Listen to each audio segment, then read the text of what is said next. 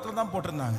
அப்போ நான் போய் அந்த கடைக்கு முன்னாடி வண்டியை நிப்பாட்டிட்டு, அப்போ பைக் வச்சுருந்தேன், பைக்கை நிப்பாட்டிட்டு போய் அதுக்காக ஜெபம் பண்ணேன். நான் போன உடனே அவங்க என்ன பண்ணிட்டாங்க அப்படின்னு சொன்னால், 2 போண்டா 2 பஜ்ஜி எடுத்து எனக்கு ஒரு தட்டில் வச்சு கொடுத்தாங்க. நானும் அந்த இடத்துல சாப்பிட்றேன். சாப்பிட்டுட்டு இருக்க என்ன பண்ணுது அப்படின்னு சொன்னால், ஒரு காற்று அடிக்குது.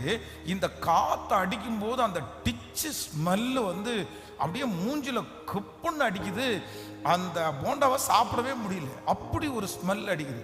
உடனே இப்போ நான் ப்ரேயர் பண்ணுறதுக்காக தான் போனேன். இவங்க வந்து கிட்டத்தட்ட 2-3 மாசமா வந்து இந்த மாதிரி வியாபாரம் வந்து டல்லாக இருக்கு அப்படின்னு சொல்றாங்க.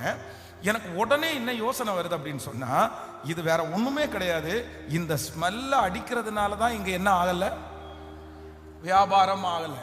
அப்போ வந்து அவங்கள்ட்ட கேட்குறேன், சிஸ்டர் எத்தனை மாசமா இது வியாபாரம் டல்லா இருக்குன்னு கேட்குறேன். 2 months அப்படின்றாங்க. ஸோ இந்த டிச்சை வந்து எத்தனை மாசமா இப்படி போட்டிருக்காங்கன்னு கேட்குறேன். கரெக்டாக 2 மாசம். அப்போ நான் முடிவே பண்ணிட்டேன், ஓ இந்த டிச்சு வந்து இந்த இடத்துல வந்து நாத்தம் இப்படி அடிக்கிறதுனால யாராலையும் வந்து நின்றுட்டு என்ன பண்ண முடியல, சாப்பிட முடியல. அப்போ நான் அவங்கள்ட்ட சொல்கிறேன், ஒன்றும் இல்லை சிஸ்டர், நீங்கள் ஒன்றும் பண்ணுங்கள், யாராவது ஒருத்தர்கிட்ட கேட்டு கொஞ்சம் லொக்கேஷன் மட்டும் சேஞ்ச் பண்ணுங்கள். இங்கேருந்து ஒரு 100 மீட்டர் 50 மீட்டர் பக்கம் தள்ளி வந்து அதே இடத்துல நல்ல இடத்துல இந்த டிச்சு மூடப்பட்டிருக்கிற இடத்துல ஒரு இடத்துல நீங்கள் போடுங்க, கண்டிப்பாக இது வெற்றி பெறும் அப்படின்னு சொல்லிட்டு ஜெபம் பண்ணிட்டு வர்றேன். ஒரு மிகப்பெரிய ஆச்சரியம், அடுத்த வாரமே சந்தோஷமாக இங்கே வந்து நின்றுட்டு, பாஸ்டர் நீங்க சொல்லிட்டு போனீங்க, ஆண்டவர் வந்து இப்போ வருமானத்தை ஆசீர்வதிக்கிறார். உடனே நீங்க ஜெபம்தான், உங்க ஜெபம்தான் பாஸ்டர் காரணம், நீங்க ஜெபம் பண்ண உடனே அற்புதம் நடந்துச்சு பாஸ்டர். நான் உடனே சொன்னேன், சிஸ்டர் இது நான் ஜெபம் பண்ணி அற்புதம் நடக்கல, இது என்ன அப்படின்னு சொன்னா, அந்த இடத்துல அவ்வளோ ஸ்மெல் வந்துச்சுல்ல, யாராலையும் அங்கே நிற்க முடியாது. நீங்க அந்த இடத்த சேஞ்ச் பண்ணோன்னா ஆட்டோமேட்டிக்கா என்னாச்சுன்னா, இது ஆண்டவரே கொண்டு வந்தது.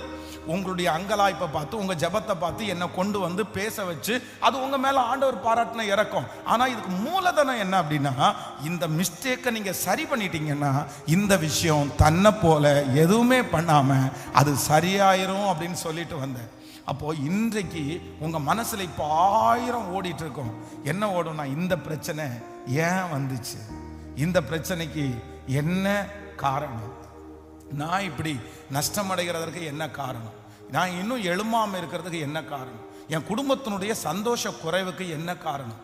கிட்டத்தட்ட எல்லா பிரச்சனையும் வந்து அதனாலேன்னு சொல்ல மாட்டேன், ஆனால் 90% காரியங்கள் நம்ம கண்டுபிடிச்சிட்டோம் அப்படின்னு வச்சுக்கோங்களேன், அதிலிருந்து எந்த கஷ்டமும் இல்லாமல் நம்மளாலே வெளியேற முடியும், வெளியே வர முடியும்.